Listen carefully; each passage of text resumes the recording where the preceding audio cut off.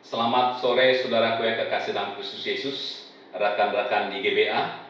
Kita bersyukur karena sore hari ini ada waktu dan kesempatan lagi bagi kita boleh bersama-sama mengadakan persekutuan PSBB dan kita akan merenungkan satu bagian firman Tuhan.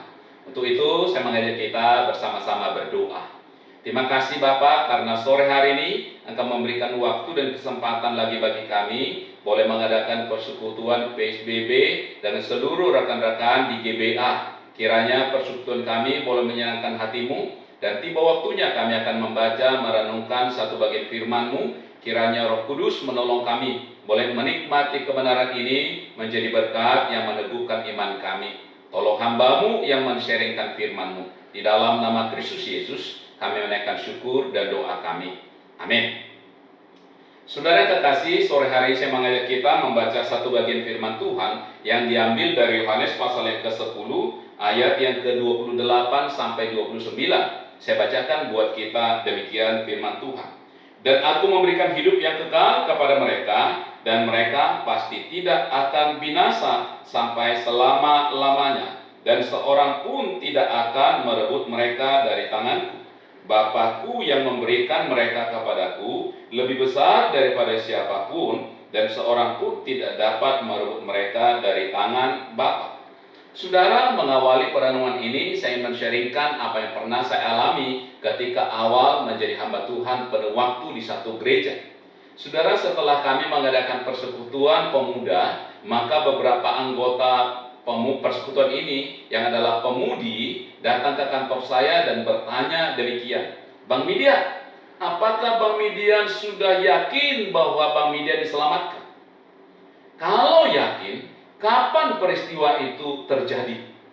Nah, saudara, mendapat pertanyaan seperti ini bagi saya agak menjengkelkan.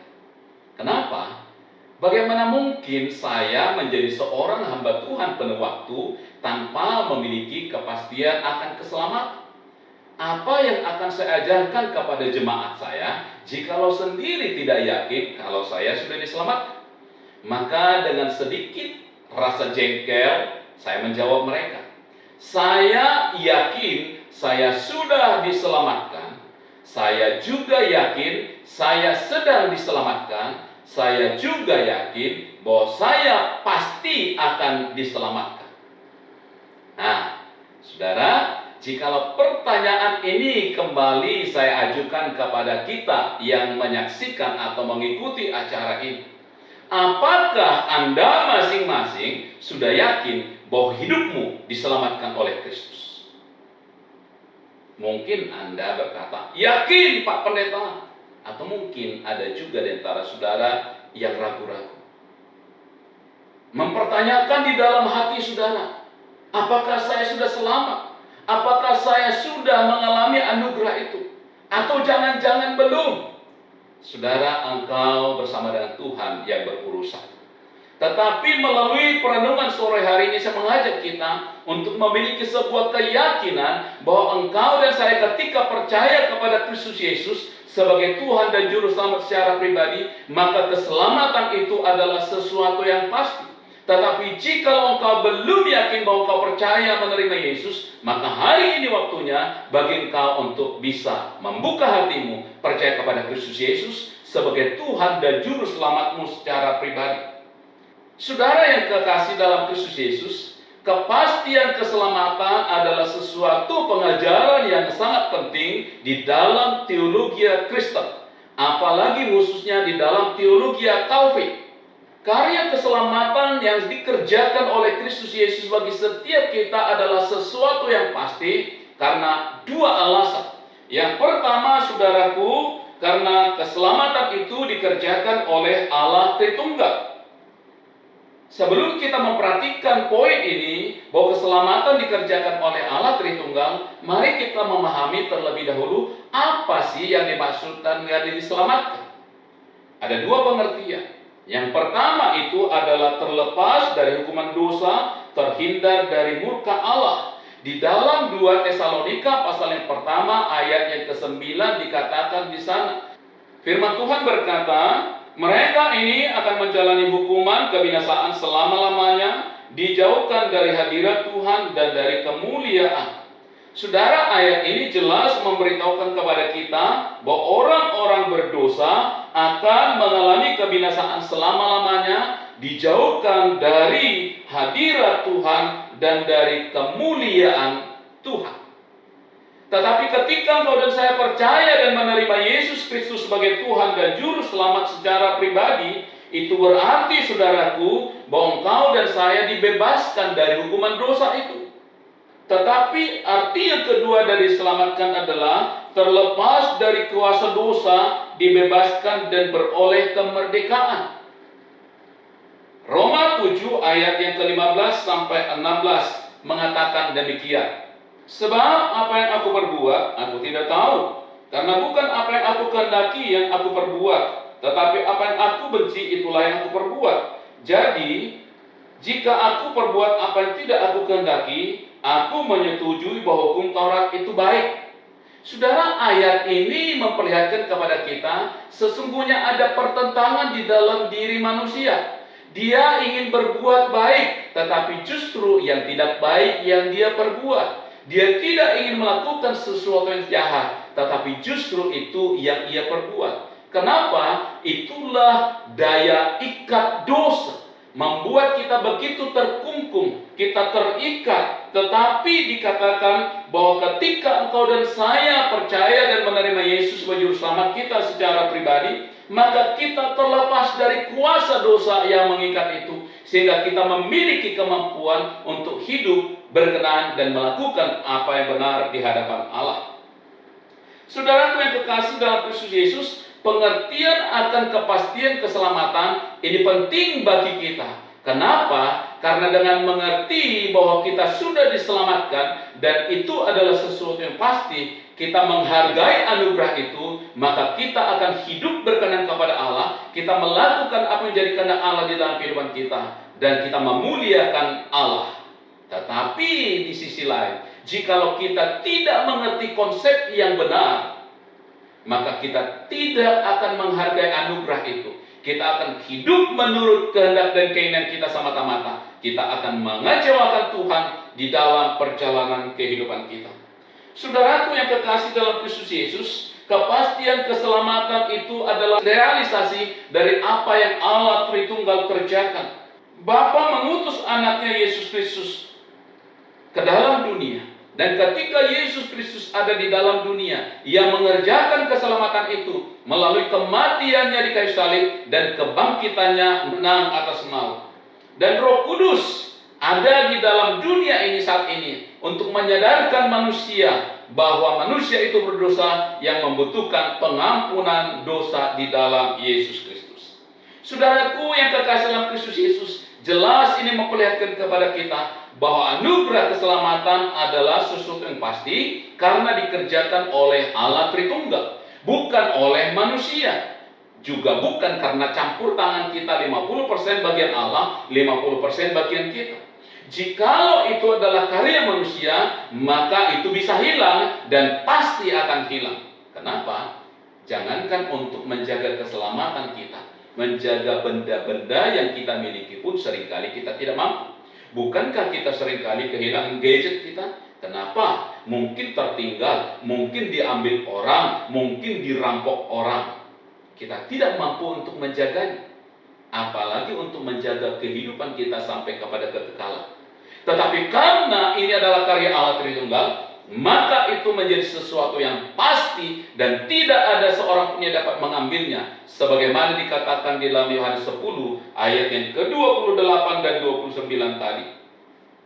Demikian juga saudaraku di dalam Efesus pasal yang kedua ayat yang ke-8 dan 9 dikatakan, sebab karena kasih karunia kamu diselamatkan oleh iman, itu bukan hasil usahamu, tetapi pemberian Allah. Itu bukan hasil pekerjaanmu, jangan ada orang yang membanggakan diri.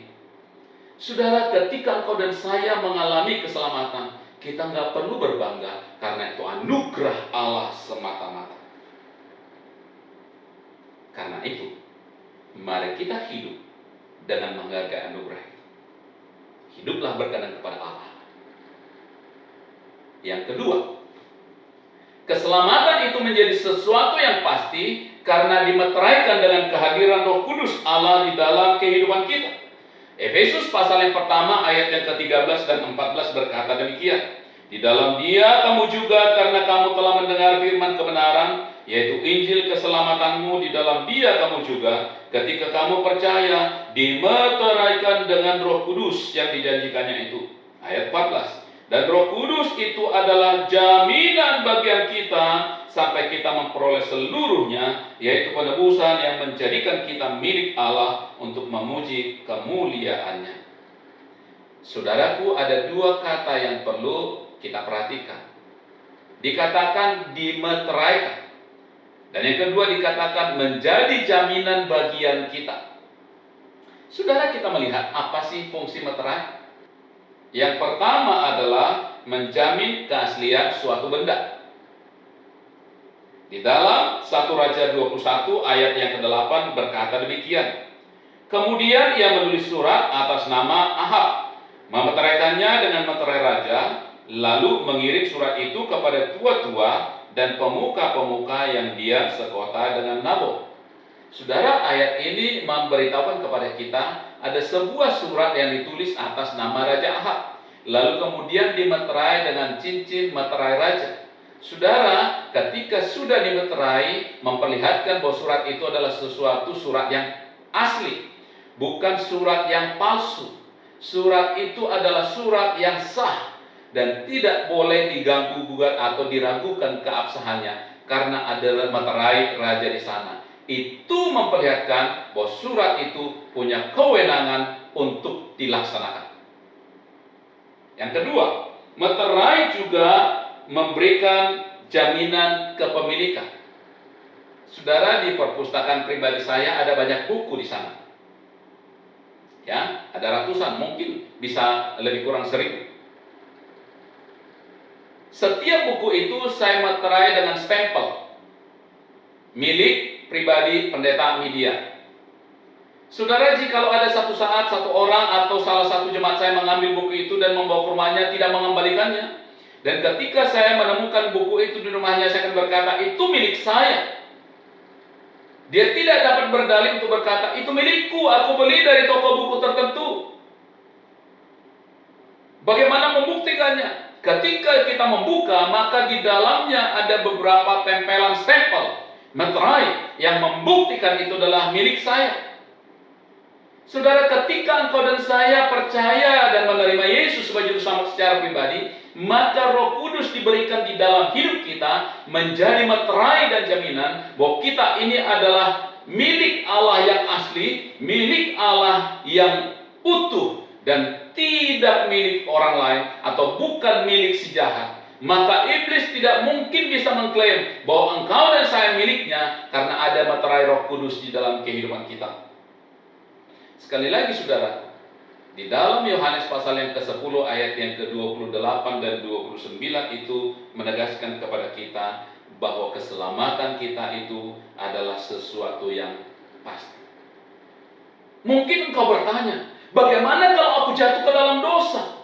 Apakah kejatuhan kita kemudian ke dalam dosa mengubah status kita? Di dalam teologi Calvin tidak demikian, saudara. Sekali engkau dan saya percaya kepada Yesus, maka untuk selama-lamanya percaya. Sekali engkau dan saya menjadi milik Kristus, maka untuk selama-lamanya menjadi milik Kristus. Mari kita perhatikan apa yang dikatakan oleh seorang hamba Tuhan yang bernama Rick Warren di dalam tulisannya yang berjudul God's Family is the Church. Dia mengatakan demikian, there are only two ways to get into a family. You can either be born into it, or you can be adopted into it. God does both for you. It's called being born again, and it's called being adopted into the family of God.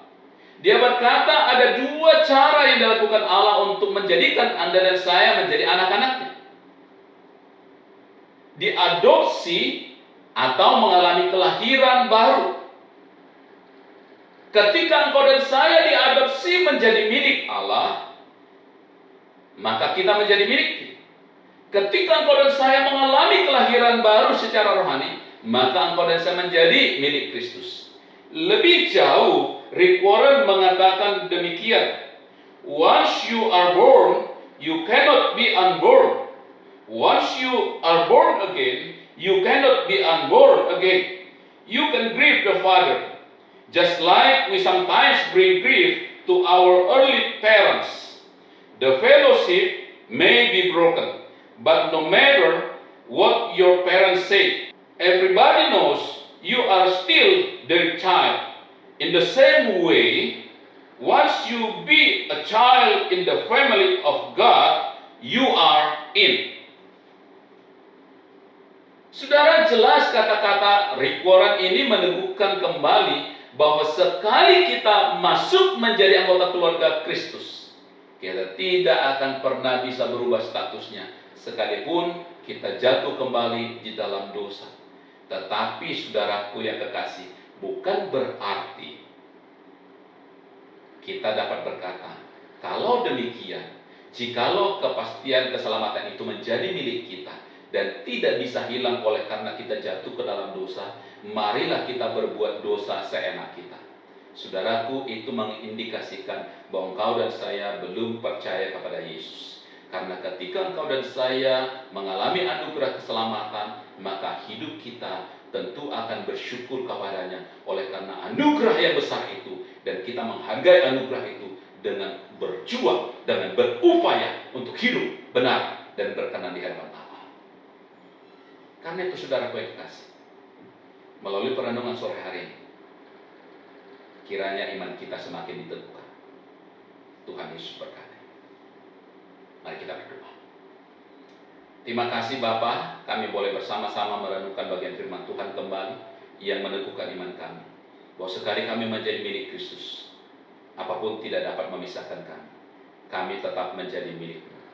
Tuhan, meteraikan kebenaran ini dalam hati kami dan mampukan kami untuk boleh menghargai anugerah keselamatan itu dan hidup berkenan kepada Tuhan. Terpujilah Engkau Tuhan. Di dalam nama Yesus Kristus kami naikkan syukur dan doa kami.